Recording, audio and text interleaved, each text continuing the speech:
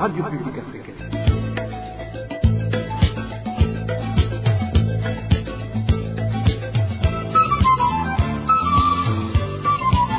Radio Publique Africaine.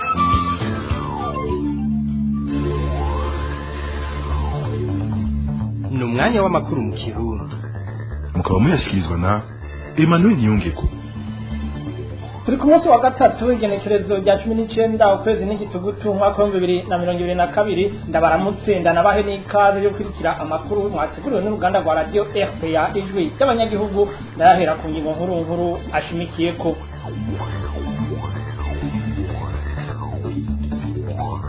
hamwe n'inaniza amashirahamwe bidaharanira inyungu za politike bisaba ko abakozwe ko n'ikiringo ca gatatu cari giciye kubiri n'amategeko boshumbushwa hamwe nuko hoshirwaho intwaro ishingiye ku mategeko. Ivyo biri mu rwandiko rwo mu ntango zino ndwi rwarungikiwe uburongoye inama y'abakuru b'ibihugu by'umuryango wa Afrika y'ubuseruko. Ivyo nido biri muri iryo kete mugaca muvyumva mu ntango zano makuru.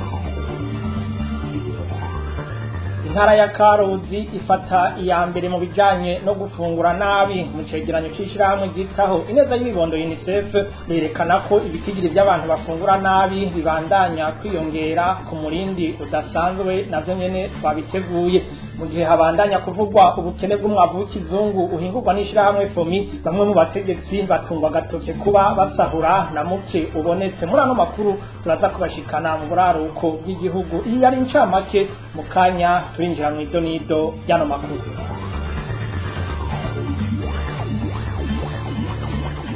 Ndasubiye kubaramutsa n'amakuru yare mu gisata cy'ubutungane mwaremeje kuvyumva mu ncamake ugushumbusha abakozwe ko n'ikiringo ca gatatu kitari cemewe n'amategeko, intwari ishingiye ku mategeko no gusubizaho ibwirizwa shingiro ryo mu mwaka wa 2005 ni bimwe mu vyo amashirahamwe hamwe n'inaniza amashirahamwe vyigenga bisaba. Kuri uyu wa mbere aya mashirahamwe yo mu Burundi yarandikiye urongoye inama y'abakuru b'ibihugu by'umuryango wa Afrika y'ubuseruko. Inkuru ya Emile Nibasumba.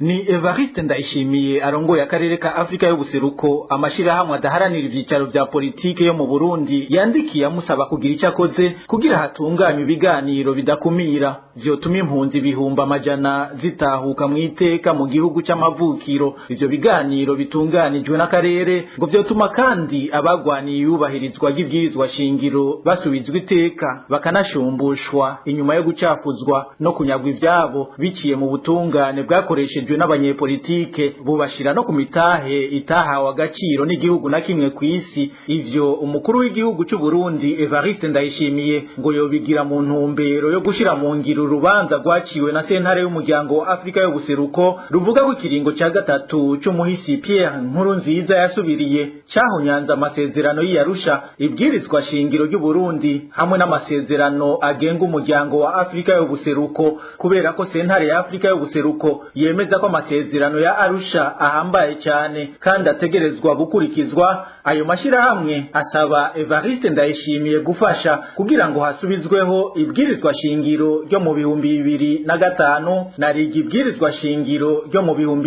2018 ryashizweho mu gatotezo ntangere kandi rishigwaho n'inzego zitari zemewe n'amategeko. Ibindi ayo mashirahamwe asaba nukureka ibimenyesha makuru n'amashirahamwe vyigenga vyahunze bigasubira gukorera mu Burundi, gufuta imanza za politike zaciriwe abagwaniye iyubahirizwa ry'amategeko, kubakura ko imitahe y'akarenganyo no kubasubiza ivyo banyazwe, gufungura atakirinze gusabwa abagwanije ikiringo ca gatatu cahonyanza amategeko cyo mu 2015 harimo n'abagize uruhara mwigeragezwa ryo gutembagaza ubutegetsi muri uwo mwaka nyene, hamwe no kureka abanyepolitike bahunze bagasubira kurangurira politike mu gihugu mu mwidegemvyo. Ayo mashirahamwe adaharanira ivyicaro vya politike agasaba abafasha Burundi hamwe n'abahagarariye amasezerano y'amahoro no kunywanisha abarundi Arusha guterera kugira ngo Burundi buve mu magume bumaze mu imyaka indwi. Emile Nibasumba. Twandangirize mu gisata c'agateka kazina muntu. Uburenganzira bw'abanyororo bubandanya guhonyangwa mu mabohero yose y'igihugu, uretse ko abo bafungwa ari umurengera aho barenga ku rugero rwa baba 300%.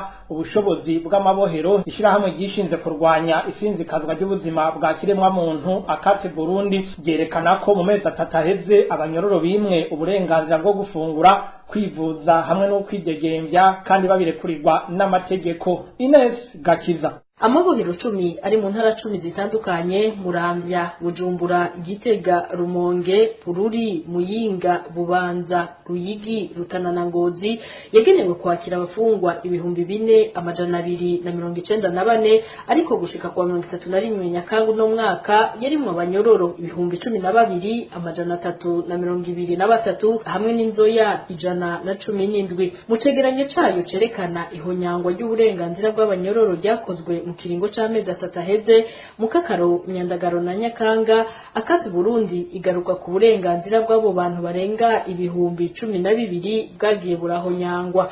Muri ico kiringo abo bafungwa ntibafunguriwe imisi yose uko byabwirizwa. Akazi Burundi ivuga ko biva ku ngorane ziri mu itangwa ry'amasoko y'abagaburira abanyororo, ingorane iherekerana niyo kubariha, akenshi ngo bikorwa hisunzwa kamwana wa mama. Akazi Burundi imenyesha kandi ko yasanze n'ibifungurwa biheza bikanibwa bimaze gushikanwa mu mabohero. Ivyo byose bituma abanyororo baba mu buzima bubi cane, ngo hari n'abagurisha utwo batungiye mu mabohero, impuzu n'amasabuni kugira baronke ico bafungura. Kubera kudafungura amagara yabo arahasinzikarira. Aha Akazi Burundi itanga karorero ka Hakizimana Deo, umufungwa wo mu ibohero rya Bubanza yasezeye isi ku wa 15 Myandagaro kubera ubwo bukene bw'ibifungurwa mu mabohero. Ukutamererwa kwivuza n'ubundi burenganzira bwagiye burimwa bamwe muri abo banyororo. Abakunze kwankirwa kwivuza ngo ndababa bakurikiranwa ku byaha bya politike. Abakeneye kuja kuvurirwa hanze y'ibohero baronswa impusha bigoranye, abandi bakazimwa. N'abavurirwa mu mavuriro ari mu mabohero uburenganzira bwabo ntibwubahirijwe neza kuko ayo mavuriro ngo akenshi abadakwije bikenewe. Muri abo banyororo 12,323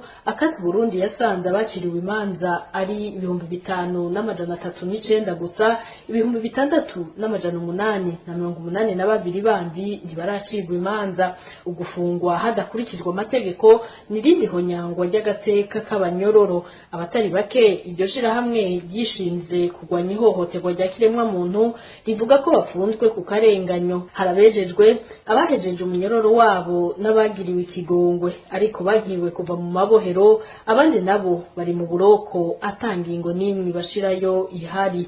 Mu gusozera ico cegeranyo Akazi Burundi isaba ko uburenganzira bw'abafungwa bwo kubahirizwa. Akazi Burundi isaba leta gutorera umuturama ikibazo c'ubukene bw'ibifungurwa mu mabohero, kubandanya umugambi wo kurekura abanyororo babikwiriye kugira ibitigiri vyabo bigabanuke, guhana abo bose bafunze abantu ku karenganyo, hamwe no kubahiriza amategeko mpuzamakungu n'ay'akarere igihugu c'u Burundi cemeje. Urakoze Ines Gakiza. Muyavugwa muri politike umugambwe Sahwanya Frodebu usaba leta korohereza abarundi bose bari hanze y'igihugu kugira ngo batahuke mu gihugu cabo.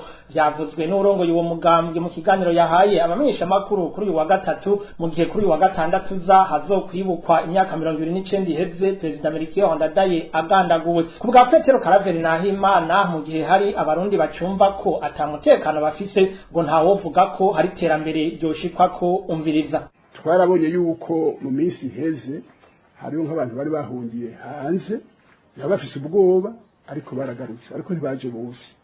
Hariho turiko turasaba ati nibongereze inguvu kugira abo bantu bagaruke, kuko burya umutekano y'abantu bose bari hamwe bakumva baratekaniwe niho honyene bashobora gukora bari kumwe ivyerekeye iterambere. Nabo badatekaniwe ivyo iterambere tuvuga bica bigorana.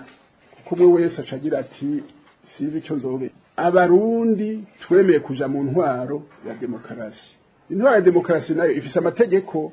Uvyemeye yuko utegeka mu gihe dukurikira amategeko ya demokarasi, umenye neza ko ari byinshi usabwa. Utabikurikije ntiba ari intwaro ya demokarasi. Turazi yuko hariho ibihugu bindi bibayeho bitari mu ntwaro za demokarasi, biri mu ntwaro z'umugambwe umwe, abakomunista n'ibindi.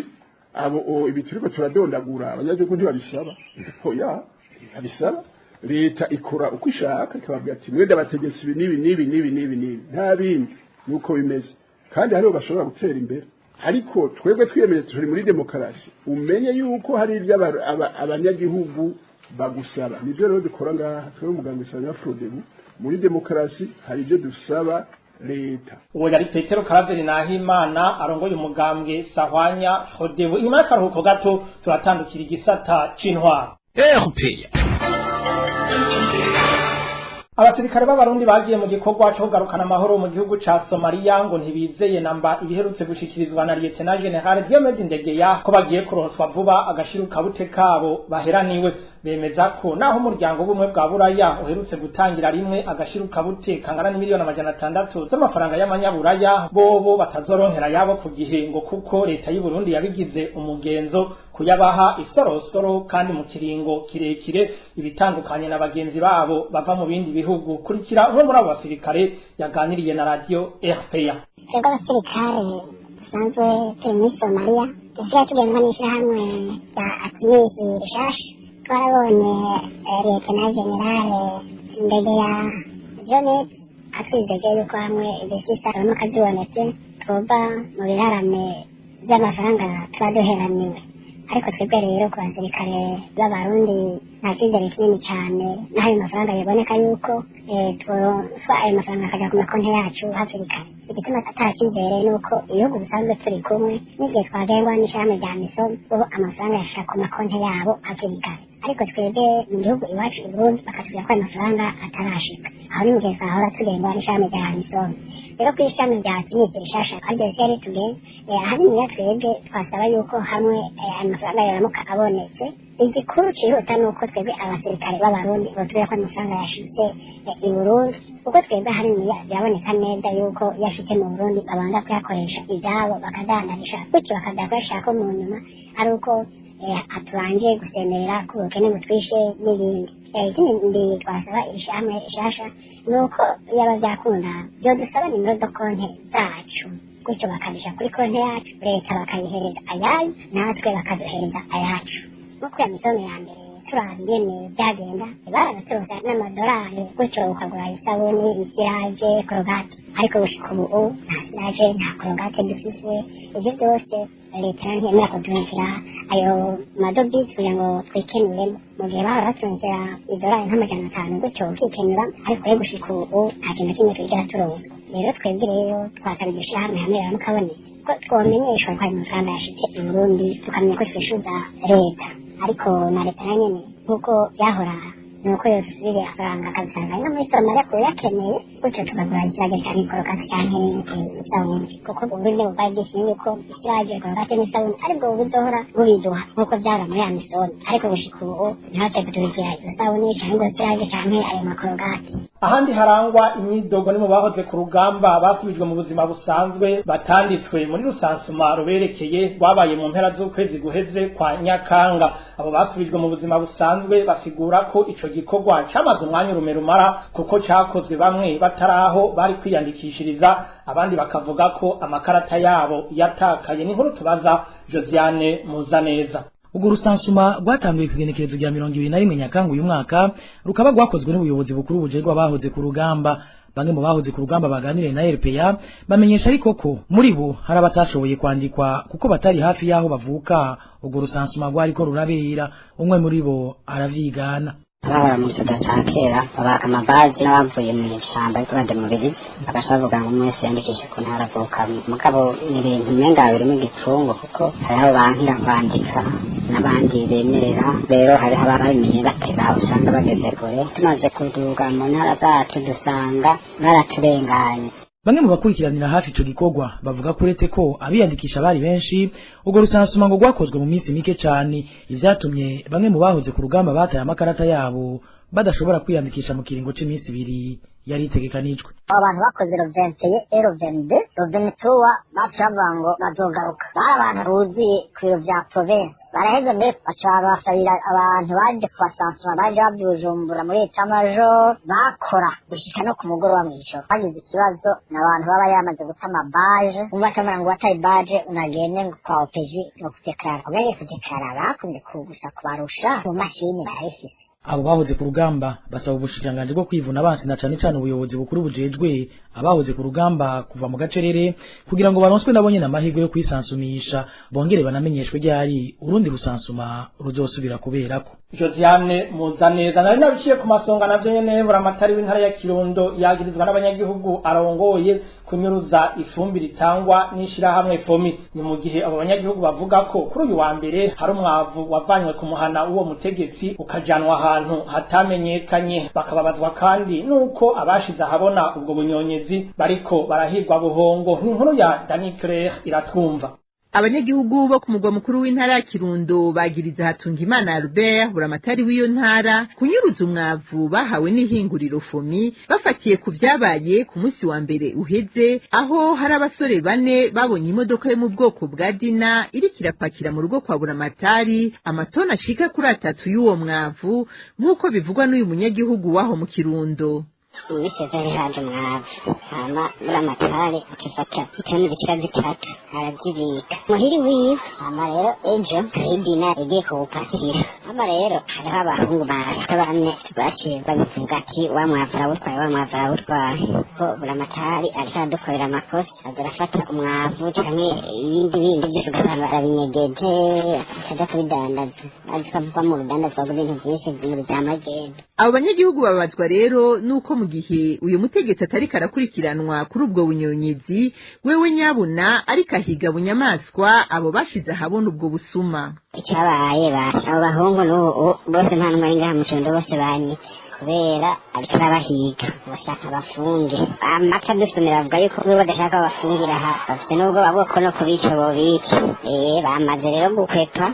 Abanyagihugu bo mu Kirundo basaba ko hokorwa amatohoza kugira ngo hamenyekane irengero ry'uwo mwavu wari ubagenewe, gutyo uwagiriwe n'icaha hanwe nayo babishize ku mugaragaro bakingigwe ntibarwe mu mporero. Twarondeye Hatungimana Albert buramatari w'intara ya Kirundo kugira agira icyo ashikirije kuri ivyo yagirizwa n'abarongoye ariko twamukenye. Mu gisata c'amagara y'abantu ishirahamwe ryitaho ineza y'ibibondo UNICEF riratewe umutima uhagaze n'ibitigiri by'abantu bafungura nabi ku rugero rudasanzwe biguma byiyongera mu Burundi na cane cane abana bari munsi y'imyaka 5. Ivyo byashizwe ahabona kuri uyu wa kabiri n'urubuga ngurukana bumenyi Relief Web aho ishirahamwe UNICEF ryerekana ko intara ya Karuzi iza kwisonga ikaba imaze kurenga umurongo utukura ku rwego rw'igihugu, ndetse yababa uwashinzwe n'ishirahamwe mpuzamakungu ryitaho amagara y'abantu OMS. Iyi nkuru tuyibaze Onezime Dushimagize. Intara ya Karuzi niyo ntara iza ku mwanya wa mbere mu ntara zirimo abana benshi bafite ingorane zo kuzingama. Abo bana bari ku rugero rwa 61.9%, rukaba ruri hejuru y'urugero rusangi mu gihugu cose rwa 55.8%. Ubwo rugero rukaba kandi ruri hejuru y'urwa 30% werekana ko bakeneye kugarukirwa. Kubwa amatohoza ajanye no gufungura neza yakozwe n'ubushikiranganje bw'amagara y'abantu n'ikigo kijeje gutorokanya ibiharuro bifashijwe n'ishirahamwe UNICEF, PAM hamwe na JVC. Ibitigiri by'abantu bafite ingorane zidasanzwe zo gufungura nabi muri yo ntara ya Karuzi bingana 4.7% muri rusange. Muri abo rugero rwa 1.3% bakaba bafungura nabi bikabije. Mu rugendo rwakoze mu mpera z'ukwezi kwa Nyakanga uyu mwaka muri yo ntara ya Karuzi n'umugwi warongowe na Melanie aserukira Leta Zunze Ubumwe za Amerika mu Burundi, icegera cy'usero kwishirahamwe gitaye neza y'abana UNICEF mu Burundi Nathalie Meya yamenyesheje ko ivyo bitigiri biteye ubwoba cane kuko gufungura nawe kugira ingaruka mbi nyinshi ku bana bakiri bato bakeneye gukura. Nkuko byashikirijwe n'urubuga ngurukana bumenyi Relief Web kuri uyu wa kabiri, Nathalie Meya yaboneye akaje ko kwerekana ko buri mwaka iryo shirahamwe rifasha kuvura hafi abana 60,000 bafite ingorane zijanye no gufungura nabi ku rugero rudasanzwe. Uwo mukenyezi akanegura ko urwo rugero ruhakwa gushikira urugero rwa 5% rwashizweho n'ishirahamwe ryitaho amagara y'abantu ku isi OMS kugira ngo abantu batabagwe vyihuta. Nathalie Meya aranamenyesha ko ibitigiri by'abana bafite imyaka iri munsi y'5 bagwaye ingwara ziva ku gufungura nabi vyagiye vyongerekana muri ano mezi aheze. Kuva mu ntango y'uno mwaka akarere k'ubuvuzi ka Buhiga kakaba kamaze kwakira abana bagera ku 1,315 basenzekaje n'indwara ziterwa no gufungura nabi ku bana 34,341 bariko bavugwa mu gihugu cose nk'uko vyerekanwa n'ubushikiranganji bw'amagara y'abantu. Onezime dushimagize urakenuye tukiri ngaho nyene mu bijanye n'amagara y'abantu umuti w'amagendo ngo ntahutaniye n'uburozi ku buzima bw'ukoresheje. Ivyo bivugwa na muganga Yohani Minani arongoye urunani Senahed inyuma yaho bigaragariye ko iyo miti ibandanya kugurishwa ukuri kwamye inyuma yaho zisoko nkuru ya Bujumbura. Muganga Yohani Minani avuga ko hoba hari abategetsi bareka nkana iyo miti kugira ngo ibandanye idandazwa ku nyungu zabo. Umvirize. Kudandaza imiti kuri magendu ni udandaza uburozi. Ni udandaza uburozi kuko abaridandaza kenshi igihe badandaza imiti yataye igihe. Umuti wataye igihe ni umuti uri mu burozi.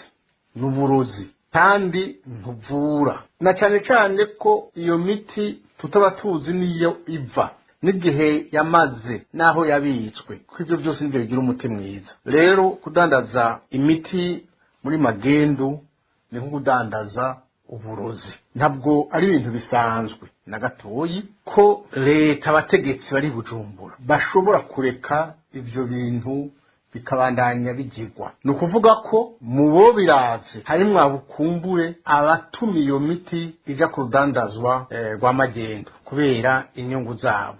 Ivyo rero leta ihari, ubutegetsi buhari bwabwirizwa guhaguruka kujya bagwanya ibiyobyabwenge, kujya bagwanya ibintu byose byataye igihe, bahagwanya iryo dandazwa ry'iyo miti. Muganga Yohani Minani ahanura abanyagihugu kutabandanya bagura iyo miti ya magendo bibaza ko bayironse ku giciro gito, ahubwo ngo bamenye ko ingaruka zayo ari umurengera ku magara yabo. Dusubire twumvirize muganga Yohani Minani.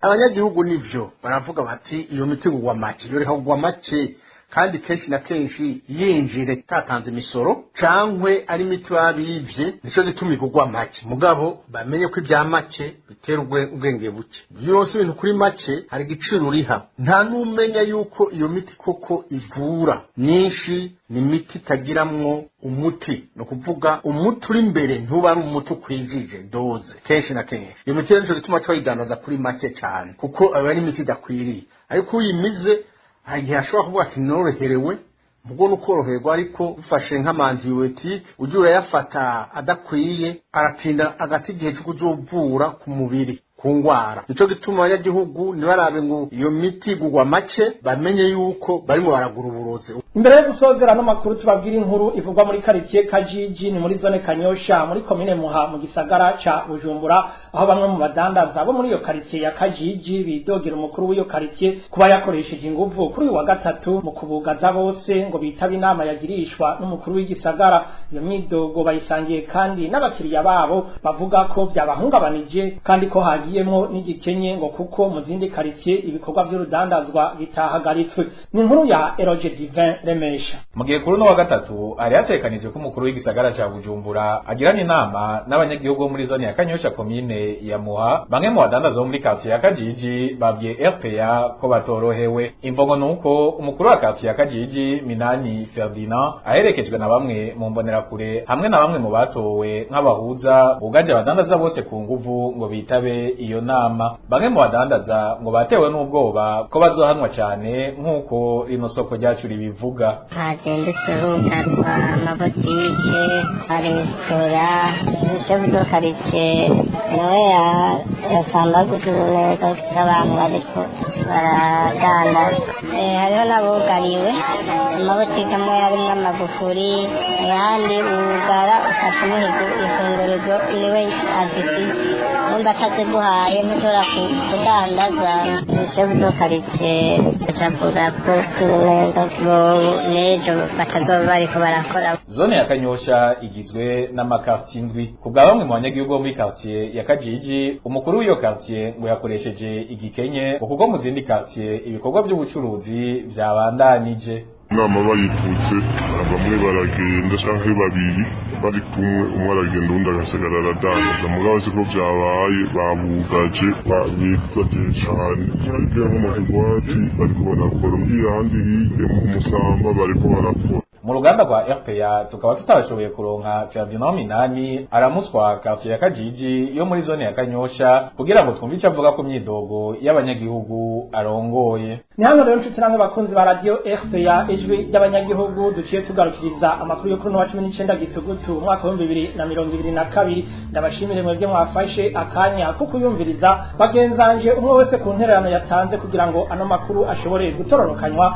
hamwe n'abahinga b'ivyuma batumye amajwi abashikira nabo nyene ndabakengurukiye kuri mikro mwari kumwe na Emmanuel Ningeko ndabasezeye ndabifuriza ibihe byiza mu banyu no mu byanyu.